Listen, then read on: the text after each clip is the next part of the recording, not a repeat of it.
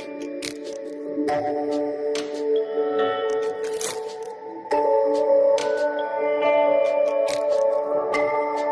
friend, this is me Dr. KP Singh and we are doing right now one of the very most important chapter and this is kinetic theory of gases.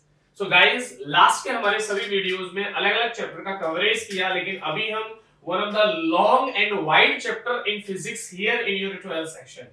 Reason कैसा है, मैं आपको देखो ये पूरा chapter कराने से पहले kinetic theory of gas and radiation कराने से पहले आपको एक बार एक बेसिक इंट्रोडक्शन ऑफ द में पूरा हीट एक बार एनालिसिस कर देता हूं कि हीट क्या है। उसके बाद 11th सेक्शन में हम लोगों ने कितना कवर किया और 12th सेक्शन में कितना कवर करने जा रहे हैं, मतलब पूरे हीट पोर्शन में से how many chapters we are having in your 12th section. तो यहां अगर हम बेसिक एक स्टार्ट कर देते हैं हीट के लिए, तो पूरा जो हीट सेक्शन है, ये हमारे पास जो हीट है, heat can be divided into different 4 to 5 parts. यानी जब हमने 11th सेक्शन में पढ़ा तो हीट हमारे पास पहला पोर्शन था इसका थर्मोमेट्री गाइस। ये वो पोर्शन था जिसमें हमने different types of the temperature का स्टडी किया था।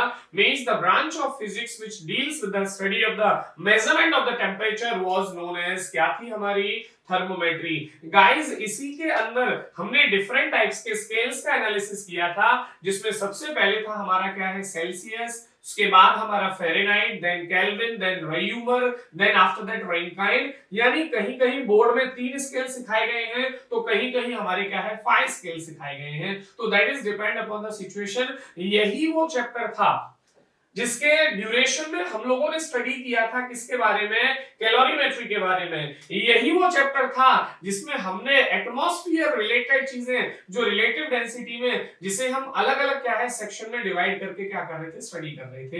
तो ये हमारा 11th सेक्शन में एक चैप्टर था, मतलब उसी एक चैप्टर में 2 चैप्टर मिक्स करके दिए थे।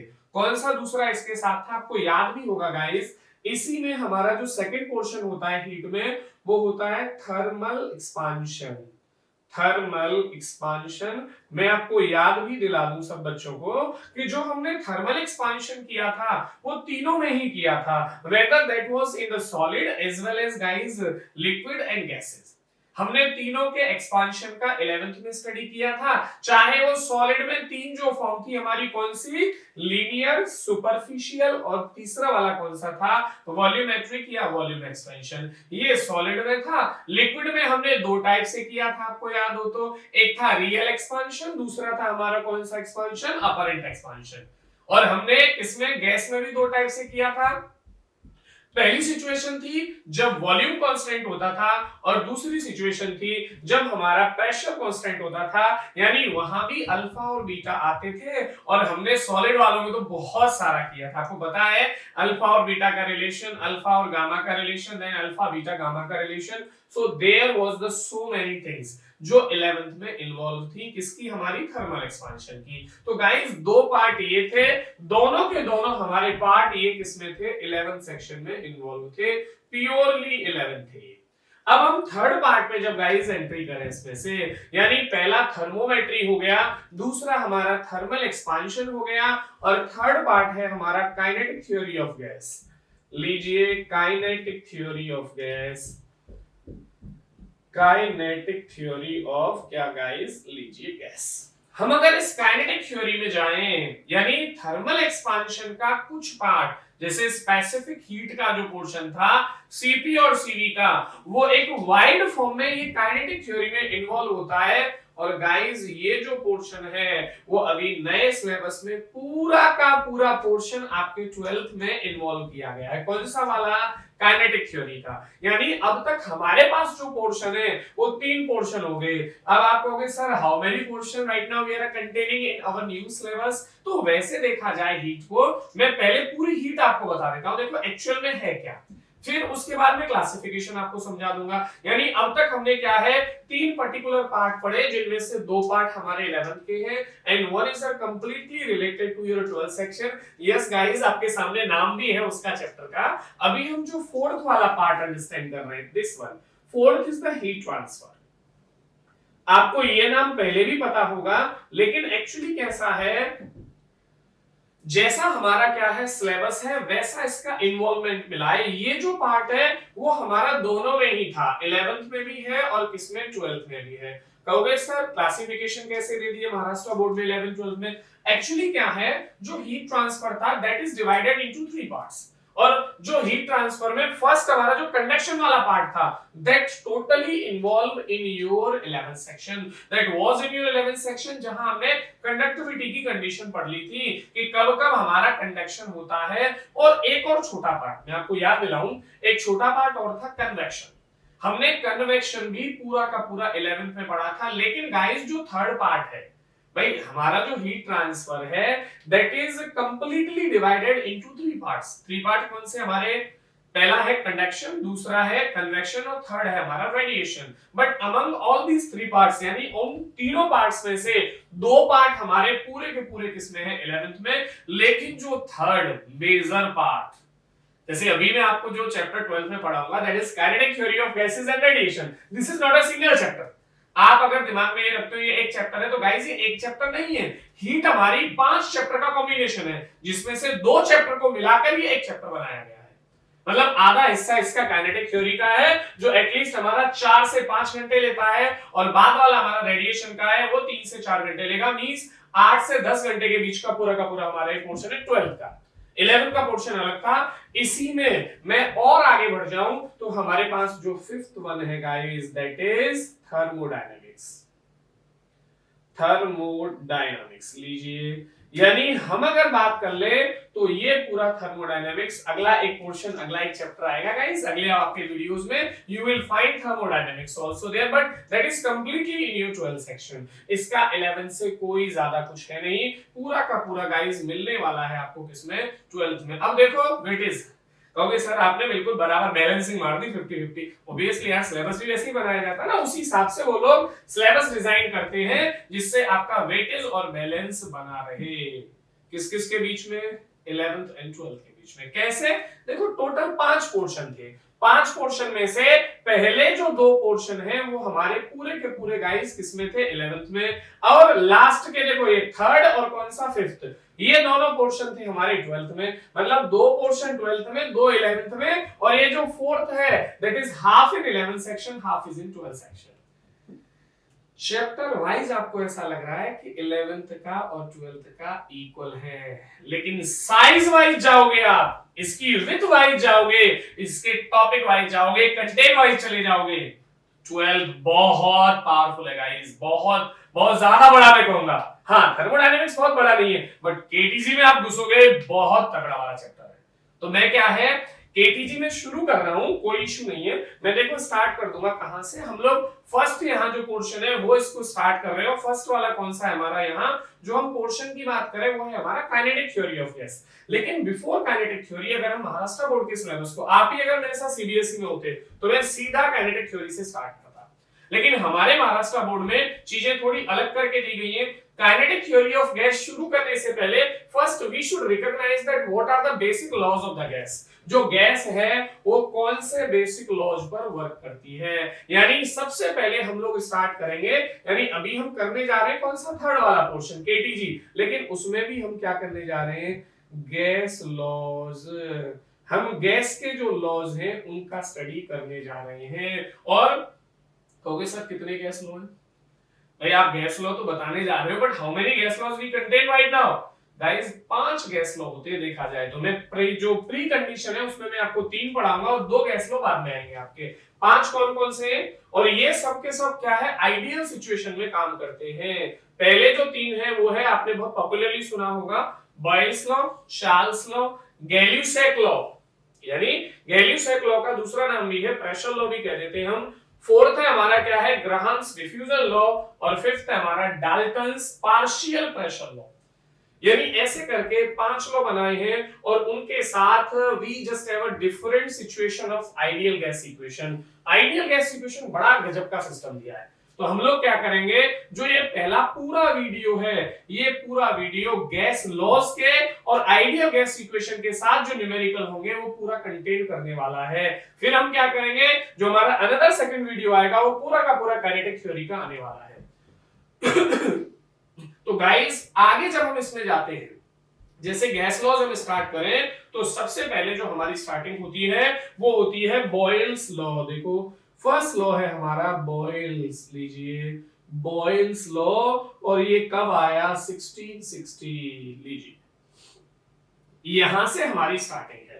अब बात आती है कि बॉयल्स लॉ होता क्या है, कैसे वर्क कर रहा है ये। तो बॉयल ने ये बात रखी, और क्या बात रखी, यहां पहली आपको कंडीशन क्या करनी है, टेम्परेचर टी कैसा रहेगा, कांस्टेंट।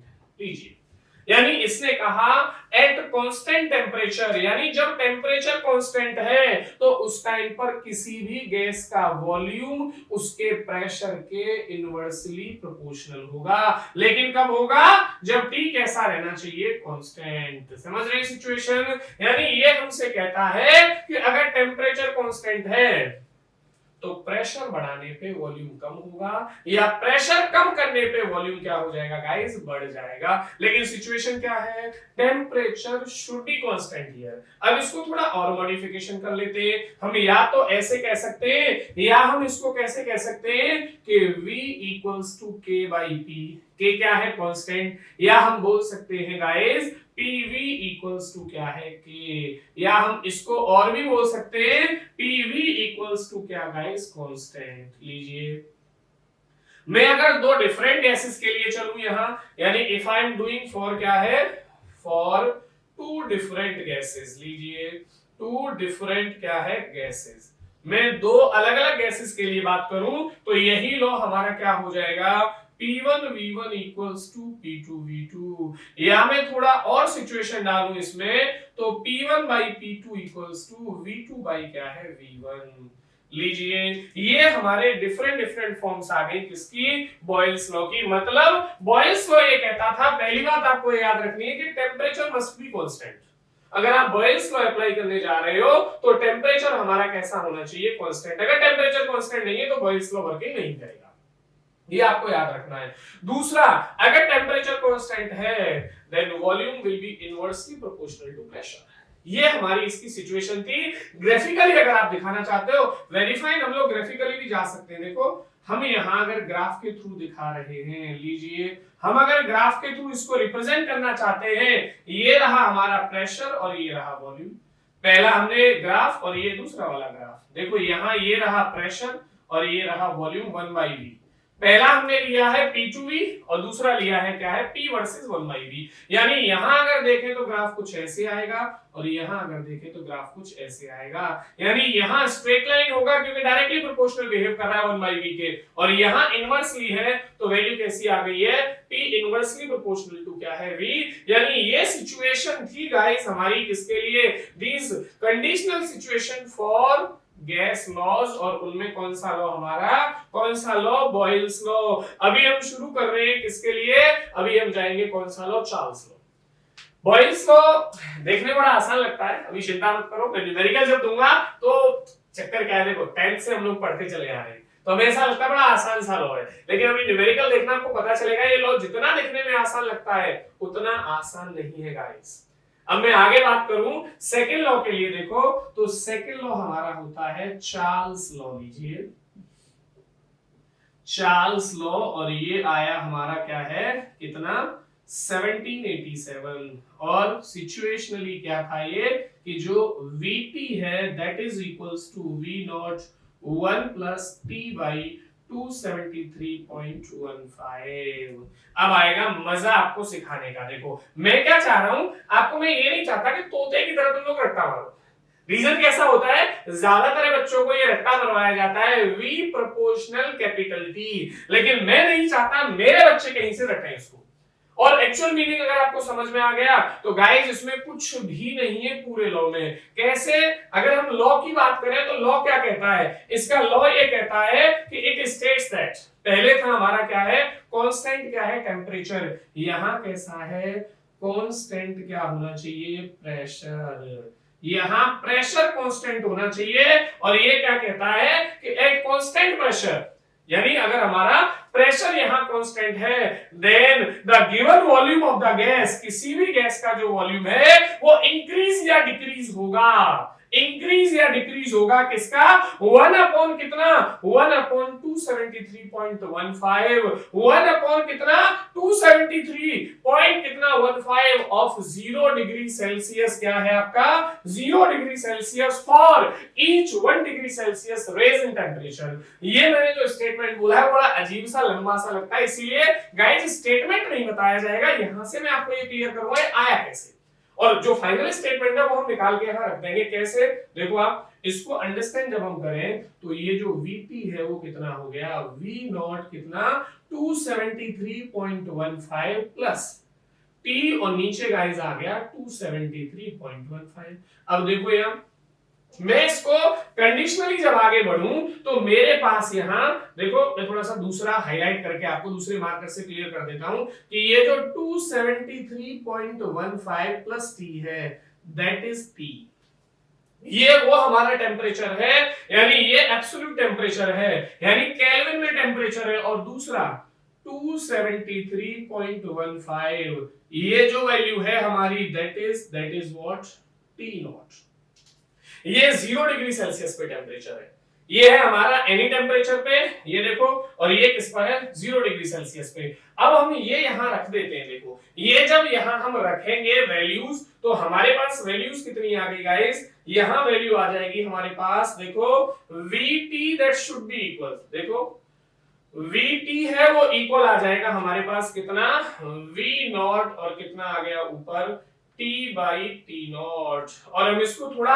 और बढ़ा के लिख लेते हैं तो मेरे पास क्या आ जाएगा यहां से Vt by T equals to V not by T not. अब देखो हमें ये मालूम है गाइस कि ये जो वैल्यू है V not by T not हमेशा कैसी रहती है कांस्टेंट, और ये जो वैल्यू अगर हमारी कांस्टेंट रहेगी, आपको मालूम है ना V नॉट क्या है, V not is the value of the volume at 0 degree Celsius. जब ये कांस्टेंट है हमारा तो हम यहां कह सकते हैं कि Vt by T equals to constant, या मैं डायरेक्टली बोल सकता हूं V proportional T। Okay sir मिल गया, ये तो बिल्कुल मिलेगा भाई, मिलेगा क्यों नहीं। हम यहां अगर देखें तो हमें निकालना क्या था V प्रोपोर्शनलिटी, यही तो चार्ल्स लॉ है। चार्ल्स लॉ क्या कहता है कि एट कांस्टेंट क्या होना चाहिए, क्या होना चाहिए प्रेशर, कांस्टेंट प्रेशर पर गैस का जो वॉल्यूम है वो डायरेक्टली एब्सोल्यूट टेम्परेचर के प्रोपोर्शनल होता है, वही तो निकाला हमने। ये हमारे पास सिचुएशन बन गई। हम यहां देखो इसको भी सिचुएशन बोल सकते हैं गाइस, हम ये भी बोल सकते हैं V1 by T1 equals to V2 by T2, ये भी सिचुएशन आ गई देख लो। हम इसको ग्राफिकली भी जाए गाइस तो हम ग्राफिकली भी जा सकते हैं, हम यहां इसका ग्राफ भी बना सकते हैं। देखो ये जो निकाले थे ना यहां T गाइस कैसा लिखना पड़ेगा हमें कांस्टेंट, यहां भी T कैसा है हमारा कांस्टेंट लीजिए। अब यहां हम जो कर रहे हैं वो किस किस के बीच में जा रहे हैं, V और T के बीच में, और V और T के बीच में ऐसे जाएगा, लेकिन यहां P कैसा रहेगा कांस्टेंट रहेगा, जो ये हमने ग्राफ खींचा है इसके लिए लीजिए। अब ये तो हो गए हमारे कौन से गाइस, दो लॉ हो गए, दो लॉ में से पहला है बॉयल्स लॉ, दूसरा है कौन सा चार्ल्स लॉ। अब हम तीसरे लॉ पे जा रहे हैं गाइस। तीसरा लॉ हमारा कौन सा है, तीसरा है हमारा यहाँ थर्ड लॉ, और थर्ड लॉ में मैं एंट्री कर रहा हूं, इसे बोलते हैं हम प्रेशर लॉ और गैल्यूसेक लॉ। ये बहुत नाम सुना होगा आपने, प्रेशर लॉ लीजिए, प्रेशर और गैल्यूसेक लीजिए, गैल्यूसेक लॉ, ये बहुत फेमस लॉ है और याद रखने का बड़ा सिंपल सा पैटर्न है। मैं आपको बताऊं, जैसे हम फर्स्ट में देखें तो देखो नंबर वाइज अगर हम जाएं, टेम्परेचर प्रेशर वॉल्यूम, तो पहले में टेम्परेचर कांस्टेंट है, दूसरे में प्रेशर कांस्टेंट है, और थर्ड वाले में अगर हम चले तो यहां हमारा क्या रहता है, V कैसा रहता है कांस्टेंट। और देखो ये भी मैं आपको रट्टा नहीं करवाऊंगा, ये भी पूरी सिचुएशन बताऊंगा। जैसे ये Vt आया है वैसे ही यहाँ क्या होता है हमारा Pt equals to P not, कितना हमारा कितना 1 प्लस T बाई कितना आ जाता है ये 273.15। ये वाली सिचुएशन देखो, जो यहां हमने ये निकाला है सेम वही सिचुएशन वहां आ गई, लेकिन वहां जो डिपेंडेंसी है वो प्रेशर के थ्रू है, और गाइस यहां जो डिपेंडेंसी है that is on the basis of volume. वही देखो एक्सप्रेशन आ जाएगा, लेकिन वेरिएबल पूरे गाइस हमारे बदल जाएंगे।